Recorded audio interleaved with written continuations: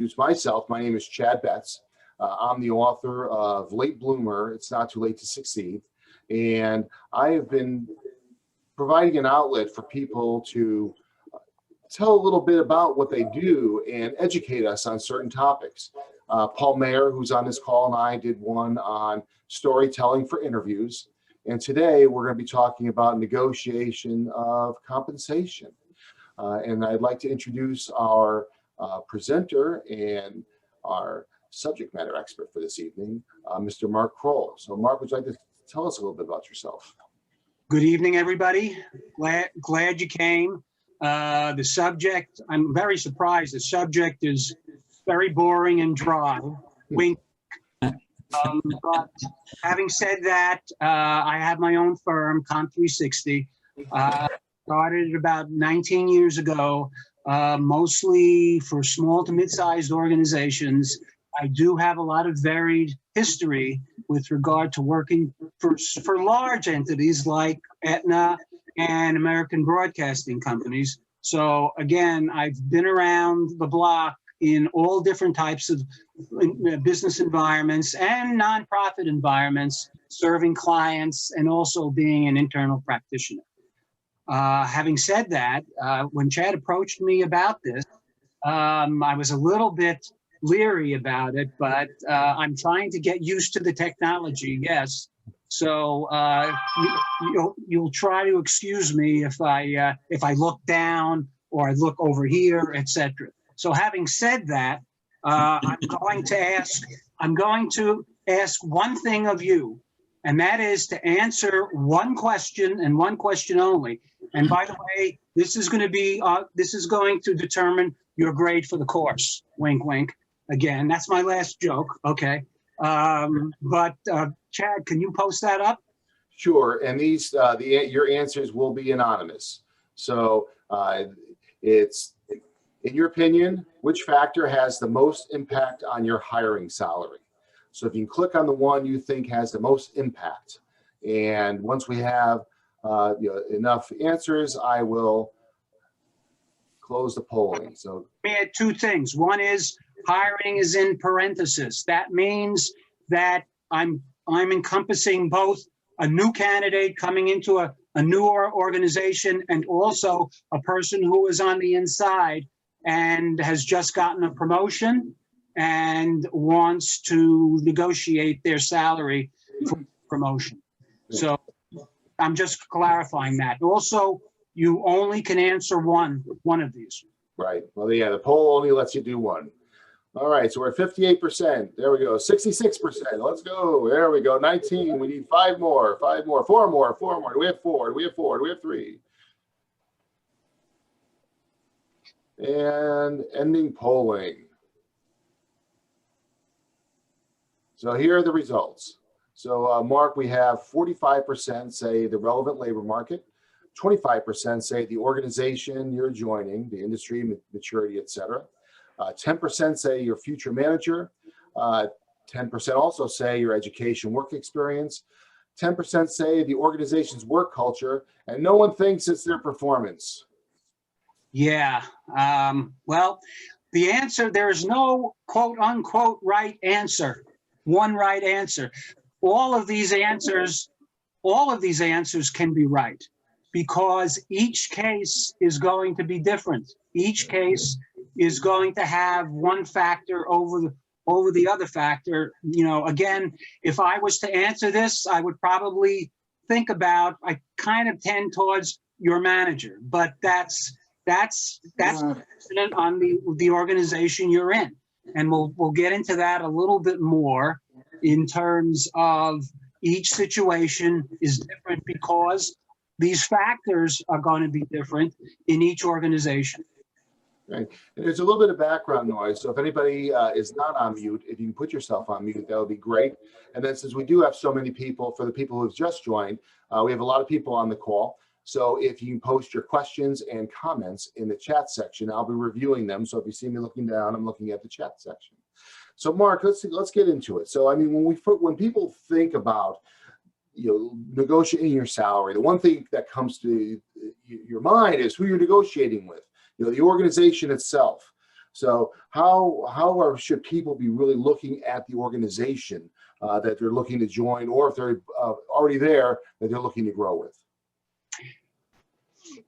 Whatever the organization is, the base salary program or lack thereof, meaning that the incentive program, the total cash that go along with it, it all rolls up into the company and the environment and the culture. Mm-hmm. In other words, base salary programs or how people get paid don't exist in a vacuum. They exist because the company has a certain work culture, has a certain style. Again, there are a whole slew of factors impacting that. From if you walk into a marketing organization or market-driven organization versus a cost-driven organization, the base salary programs are going to be radically different, because if you're talking about an entrepreneurial or marketing organization, probably much smaller organizations, and their emphasis is on growth. Their emphasis is not on cost control. So in terms of trying to grab talent in the marketplace, they're going to try to get the best talent possible, and they don't care what they have to spend. How could you identify that? So looking in, it's there's asymmetric information. I mean, the company knows what they're doing, but you coming into it may not. How do you explore that and get that, get a feel of the land? Time for a war story, time for a client story. I was coaching a graduate student just out of school. He was coming out of Stanford. He had a degree in computer science, a graduate degree in computer science. He was going for his PhD, and he was interviewing with a healthcare IT company, a startup, having to do with software to run various medical machines. And it was a startup. It was about 20 or 25 people. And basically they were looking to grab talent. Their revenue was about 5 million, but they were looking to expand to 20 million in the next 2 years. Their concern was not what's the talent going to cost, is let's get the talent on site. Mm-hmm. And let's get them working, because any dollar that we pay these folks is going to come back to us very quickly. So again, the rationale, you've got to look at a base salary program in the context of the organization and what that organization is doing, its development, where it's at. Is it a high growth company, or is it a mature company? Has to control costs. So you really need to do your research, as you're interviewing. It's because you can't really come up with this at the end. So really, as you start to get a feel for it, you should start researching. Right. And the research, a lot of the research involves, yes, you can do the research in terms of looking at the company and seeing and Googling them and doing some research, but it concerns going on LinkedIn and trying to get people who work at that company. Believe it or not, if you can get to people who work at that company, they are more than happy to talk about their jobs. They are more than happy to talk about their organization, et cetera. Or you can try to track down people who were formerly working for that organization. They're probably more than happy to talk to you about it also. Now, I'm going to qualify it and say, yes, we're in a pandemic. Yes, we're in a time of economic volatility. So the rules that I just talked about may be a little bit suspended. But, that being said, in terms of trying to be a Sherlock Holmes, you do your research up front, not just about the company and the job, but also, yes, you can get information about the base salary program, the incentive program, and a lot of the perks that a company is or is not offering. Now, the incentive program and perks, and we all understand the base salary. Now, you've worked both sides of the table, so you've designed compensation packages. What should we be looking for? What questions should we be asking when we're looking at the total compensation package? Well, again, I'll go back to company you're in. And I'll also put another client story together for it. You know, in terms of looking at a small versus a large company, large companies have very formal base salary and formal systems programs to what? Control cost, obviously. Mhm. And basically they have very cast in concrete incentive plans.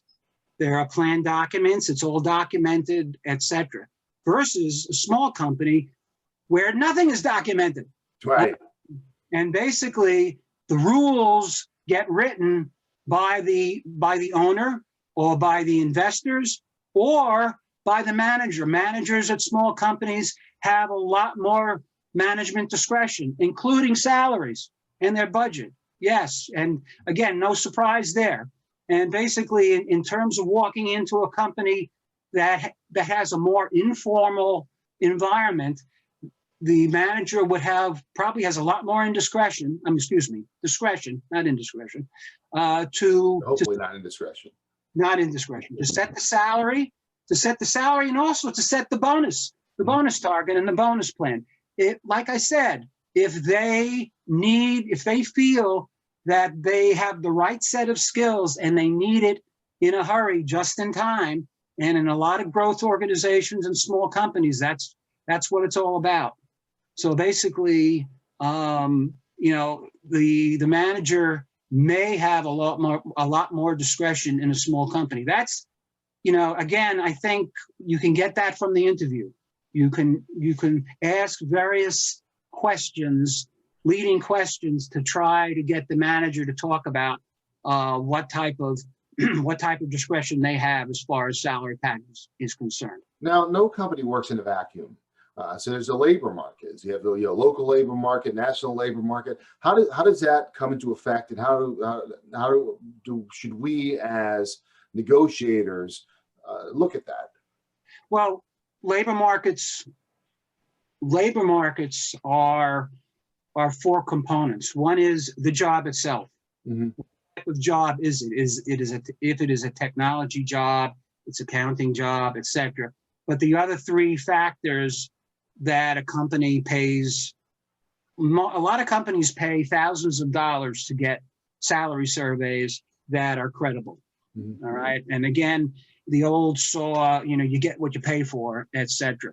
So again, those four factors is what the organization is looking for in terms of, you know, if I'm a small company and I'm based outside of Washington, D.C., and I'm doing IT technology, I can get data, you know, certain salary surveys will give you all that data because they have that all automated and vectored, and you can actually purchase a platform to do that. How about us as seekers, though? Do we have access to things like that? How do we look at that? You know, that's a challenge. That's a big challenge for job seekers, because basically that's one of the leverage points and disadvantages that job seekers have. Unfortunately, you don't, you know, when you're interviewing for a job, you're not going to go out and pay thousands of dollars for a salary survey. It's just not. It's just not logical. However, you know, salary.com. You got to take these public internet surveys with a grain of salt. Salary.com, and again, I've had a conversation with some of the technical folks over at salary.com. There are two types of data that they have. One is they have a public website where they'll invite people to come in and price their jobs, but they have to give their data, what they're being paid, what their experience is for that job. The problem with that is you have no third party filtering that data, so people can lie, and people can, you know, talk about it, etc. So basically, that data is a little bit suspect in terms of when you have to use it. Now, I've discovered that there is a market for job seekers who are looking for competitive data. That's my point about knowledge is power. So walking into a negotiation with or making a counter offer to an employer, if you have data that's credible with the employer, that's a great leap forward to me.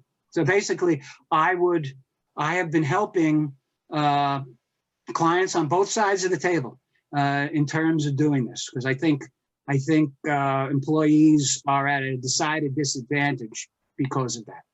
So directionally, you could use a salary.com or a Glassdoor or one of the other providers, but if you want more specifics, you either go for the salary survey yourself, which is really not feasible, or find someone who has the survey data and provide services for a seeker negotiator. Some consultants, yes, like myself, do actually spend those thousands of dollars and make it back if you have the client flow, which I do, knock on wood, with regard to it. But again, I think it's good practice, and I've just discovered this, not just to be a management consultant, but to be a compensation consultant to all. Because I think this is something you can, I guess, consideration too. Now, because you mentioned COVID, we're all working from home. So now a lot of companies are allowing distance employment, working from home. It doesn't matter that, say, you have a company in Kentucky or Ohio where cost of living is less, but we're in the Northeast, well, not all of us, but most of us on the call are in the Northeast. Does that have an impact? And, how do you negotiate that? Well, companies over the last 6 months to 9 months, companies are what I call iterating because of this change. Mm-hmm. Ergo, they've got teams, IT companies, technology companies have people in San Jose, they have people in Texas, they've got people on the East Coast, and they're all part of a team. And basically, what they're trying to do is pay them according to the geography. Mm-hmm. Now, one can argue, and this is an ongoing argument among us comp nerds, and that is, is it a national market, or is it a regional market, or is it a local market for which jobs? And what does that entail? Meaning, for IT, I think you're going to have, I think each company goes at this differently. Some companies have zones where, the West Coast and the East Coast are the high end zones to pay. They may be anywhere from 10 to 15 to 20% more than the middle of the country. So companies are trying to they're not trying to be very, very, specific and on target. They're just trying to administer their entire workforce in a very, very new and different way. So I think they're trying to divide, and they're playing with geographic zones, etc. That's what my grapevine says. So, and again, to the audience, please post your questions in the chat room. We're moving at a pretty quick pace. So if there's things that you want more detail on, please put it in there. You can tell I'm looking down every once in a while. I'm looking to see who's asking questions, and I want to make sure that we give you the information that you're looking for. While we're waiting for questions, so you talked earlier about the maturity and the culture of the company. Startups versus a mature company. What should we be looking for when negotiating with the maturity level and the culture type of the company? Again, I'll go back to the comparisons, small to mid-size versus large public corporate behemoths. Mm-hmm. Small to mid-sized organizations. One of my family members, one of my sons, got a job 3 years ago with a daily fantasy sports online gambling company. And basically he was employee number, I believe it was 91. And basically they were still a small and growing company. I mean, as of now, they're over 800 employees, but at that particular point in time, he got a base salary. He also is being paid a bonus because he's in marketing and sales, but he also got stock options. Mhm. Basically, he got 2 tranches of stock options. And basically, what the company does when they're small is they don't have the cash flow. So what do? They give you stock options for a company on the come. And that's the operative term, I think. Right. So you have to look at the entire piece. I mean, there's going to be some where there's risk, and if you're willing to take that risk, it makes sense to join that. And some employees, or employees at that time, take a risk of joining a small company. It could go belly up anytime, but the company owners or investors recognize that risk, and they say, okay, we can't pay you now, but we can pay you later.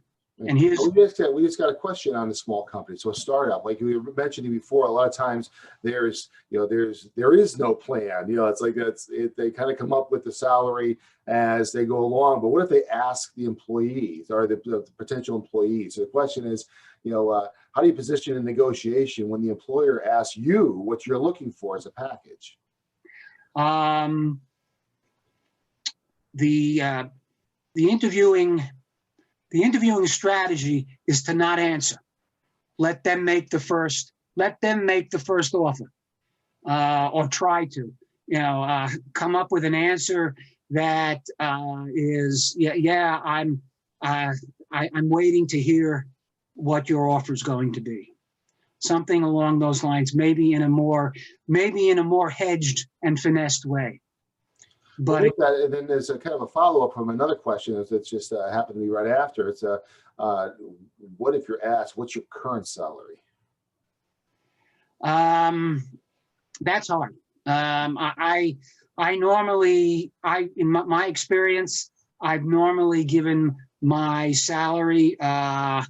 My younger son, when he was asked by DraftKings what he was earning at his old job, which was an online gambling startup in Delray Beach, Florida. Mm-hmm. He gave the salary with a little bit of a kicker, $2,500. Now, in that situation, they have no way of checking that, because basically when and if they call for references, they are not allowed to ask for salary.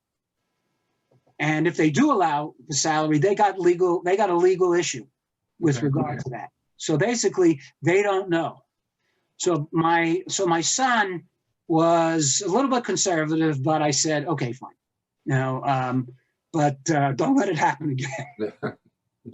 The thing is that with small organizations, again, I think you've got a little more freedom to bend, quote unquote, bend the truth with regard to that, because most organizations are not going to check references or history, because they don't have the time and they don't have the bandwidth to do that. Larger organizations, yes, absolutely, I think. So you got to be a little more careful. Now, with that, so we're talking about other non-traditional, say, pieces of compensation. We have a question here about signing bonuses. If how do you negotiate a signing bonus or ask for a signing bonus, and is it possible to do it when you're not employed currently? Well, this is a leverage point. All right, depending upon the situation. In terms of leveraging, if you are in a situation where they need your skill set pretty much immediately, you've got some leverage. Mm-hmm. If you show a a history of accountability, a history of bringing in the bacon. You know, and again, salespeople. That's my example is with salespeople. In terms of that, if you show a history of that, then they may break the rules, and they may want this person. You know, I can make an example where when I used to work at Aetna, they brought a business selling mutual funds, but they didn't have the producers. They went out and bought a workforce of producers, but they had to pay. These guys were on Wall Street. These guys had a black book of contacts, which they made on the golf course, etc. So you were buying their black book. Right. So you're going more than the employee. You're getting their network as well. Leverage point is, okay, so I can bring $10 million worth of assets in immediately. all right. So a network, certain knowledge points, certain other points of experience. So basically, if you have a leverage point, that's when you have the leverage to ask for things like that.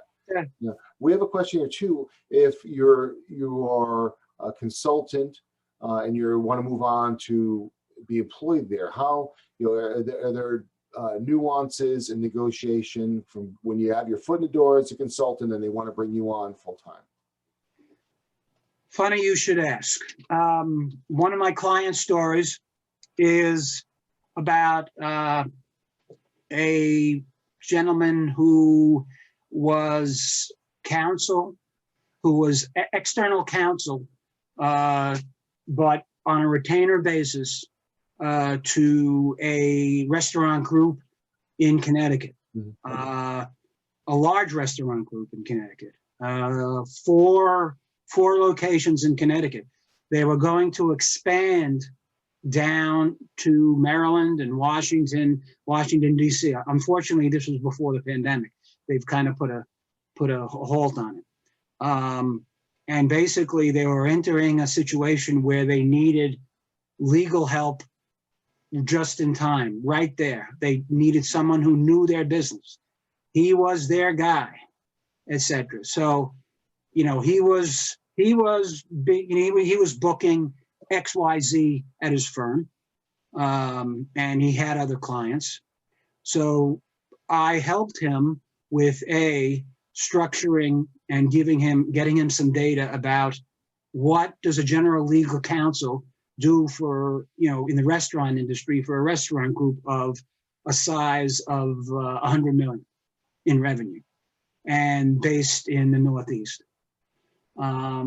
And I got him some data both on base salary and incentive. And we worked together in terms of trying to make him whole, if you will, with regard to him shutting down his practice and leaving his practice altogether, and have them being compensated. So basically, the investors, which were made up of former sports figures, hockey players, basketball players, etc. So, the money is no object here. But what they did was they gave him what they called a stipend to make up for the loss that he is going to incur over the next year or 2 years. Now, a lot of this, it seems like your answers and the questions before all kind of surround these leverage points. So let's chat about those a little bit. So far we have data as the leverage point, skill sets, a book of business. What leverage points do we have, and how can we exploit those in our negotiations? Well, again, I think it's about history. And it's about a trail or a history of accomplishment on a personal basis. I talked about performance.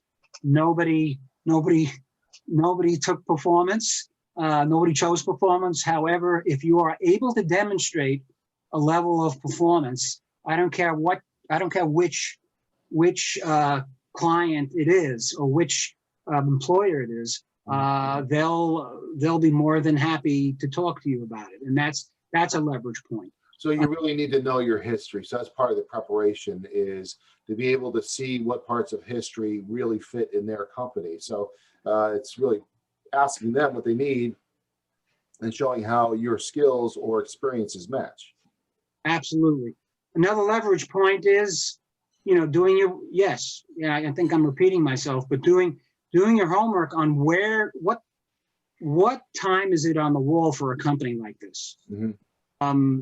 In terms of if they're growing fast and basically they're in a growth mode, then I think they're willing. If you put your finger into the wind, I think they'll be more amenable to talking about a counteroffer. And again, I'm generalizing. I understand. It's case by case. I understand that. But again, I think when you try to read the tea leaves and you see that some companies, price is no object to us.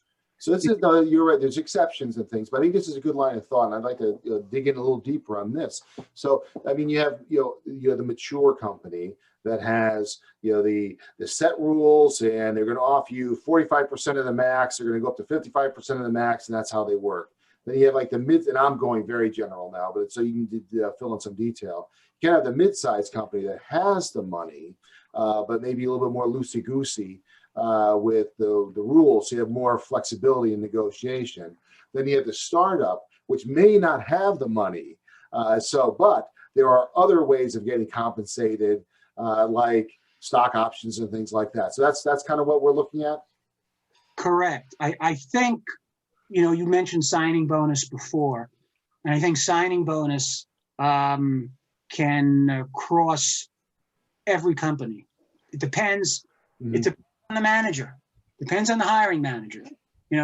I've seen, and again, I've been in situations with big corporate entities where the hiring manager, guess who the hiring manager comes to break the bank. I need this person right now, and I'm going to lose him if I don't offer X, Y, and Z. Well, have you tried a signing bonus? Let's talk about that. All right, so let's take a quick aside on that too. So the who we're negotiating with, I guess we have to make sure we're with the decision maker. So how would you determine who the decision maker is on your negotiation? Well, again, I think in most interviews, who your prospective boss is. Mm-hmm. Basically, it depends on, you got to read their signals in terms of how much they want. And basically, if there's an impasse, oh well, he or she is going to be above the midpoint or close to their maximum if we have, with the hiring in terms of what they want. Will this person take a signing bonus of 10, 20, 30% of base salary in order to come and play? And then we can catch them up on bonus later on, and keep them whole that way. The issue for companies is they've got this tension, especially around cost-driven environments where, base salary increases and base salaries are all a fixed cost. That is what happens. Fixed costs, people get salary increases, they compound on themselves, and the salary cost goes up prospectively each year. In terms of lump sum bonuses, incentives, signing bonuses, etc., companies may be more amenable to doing that, and then talking about bonus and talking about career movement later on, just to get you in the door. Okay. Now, let's just transition a little bit before we get back to the leverage points. You're already in the companies. We mentioned that before in the poll that hiring might be promotion. How do you negotiate there? With that, are there certain points there that are different than when you're coming from outside the company? Well, if you are in an internal situation, and again, I had another client story. About, I don't know, 10 years ago, 5-10 years ago, a woman was hired by Pfizer. She was an immigrant from a former Iron Curtain country. Mm-hmm. She was director of drug protocols for Pfizer in New Jersey, and she was offered a promotion to chief medical officer. Now, one would think and one would believe that that she would get a big increase in salary, she'd get a big increase in incentives, and she'd also be probably eligible for the stock program. Mm-hmm. And she called me, being the analytical and scientific and person that she was, and says, "I don't trust them. I want you to go out and do a quick market pricing for my job." And I said, "I can do that, but I can't do it for the stock plan." And we went ahead, and they gave her an offer, and she counter offered and got, the COO said, "Well, let's meet in the middle." Mm-hmm. All right, because she had a track record. She was a real spark plug, and they needed her to run their quality control and medical practice at the time. So, your biggest leverage point then is probably your history And data, and your relationships. Again, it's salary, but it's more about relationships. It's more about what internally, what you've been able to accomplish and do. And again, I think it's much easier to leverage from the inside than the outside, because companies are still wondering, even though they probably do their homework, they see your resume, they've done references, etc. They still are taking a chance. Right, they're still unknowns. Still unknown. Yeah, we have a couple questions here. That one is you have a good segue.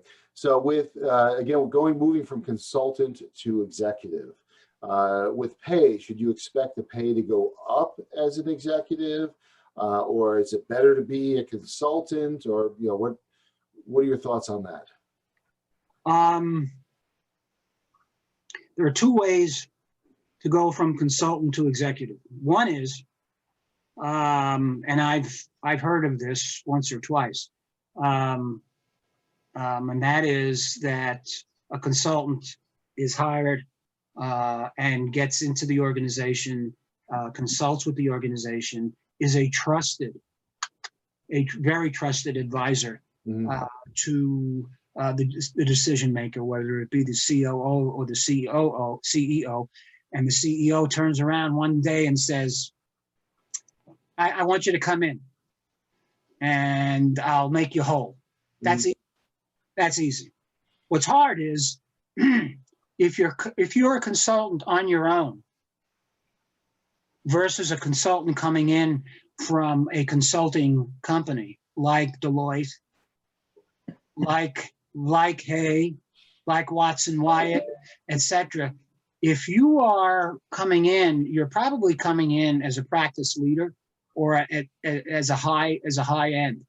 So basically, I think the way you're billing and if you're a successful biller, you are probably a survey practice leader or a higher.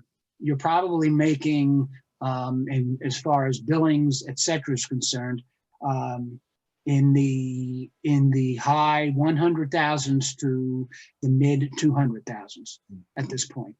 And then just so we, believe it or not, we're running towards the end, so we have a couple more questions. Yeah. Do most companies expect a little bit of negotiation? And then what about relocation costs and reimbursements? Are companies still providing that, or is that harder to get these days? Okay. Reimbursement costs first. You know, in the old days, before the crash in 2009, I think reimbursement programs stretched all the way down the organization. They were a lot more flexible. They were a lot more liberal in terms of moving employees around. Now, in terms of the virtuality of the marketplace, I think companies see that as a almost as not wasted money, but you know, do we really want to move this person and their family?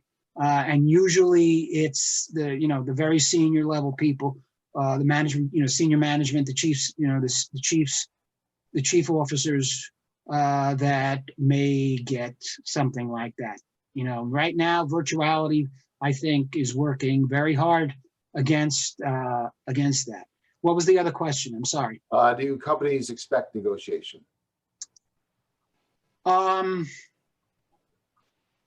think it goes back to what type of job they're hiring for. Again, if the supply of a job is small, ergo technology, AI, a lot of the technology jobs, IT, etc. IT salaries, it's amazing to me, yet through recessions, etc., IT salaries, will slow down a little bit, but they continue to go up. And why is that?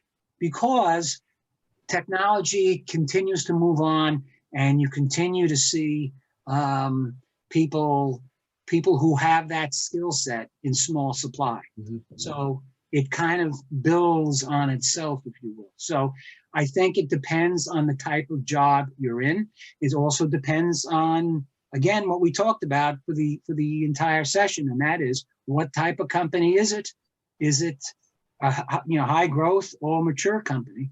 And I'm not saying that in mature companies you can't get negotiated, but the thing is, there are systems and formalities that exist behind the scenes that you don't see, that a manager has to contend with.